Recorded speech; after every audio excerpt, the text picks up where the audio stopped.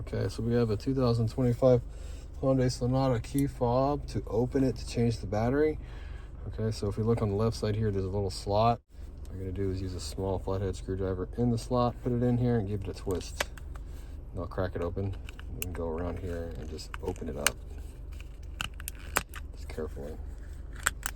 Open it up, and that exposes the battery. We can just slide it out the side here. It'll be this little rubber seal that's gonna kind of give you a little bit of trouble, but you can get it out. Just be careful. Slide it out like this. Battery size is going to be a CR2450. It says it right here.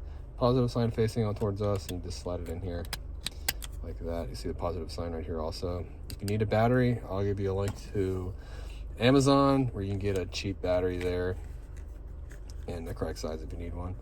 So just check that out. That's down in the description box, and then you just get the back cover, slide it on here, and snap it back together. Okay, so I like to start at the top, work my way down, and it should snap, make that noise. Well, hope the video was helpful, and it was. Appreciate it if you hit the like button for me and leave me a comment if you could, and I hope to see you.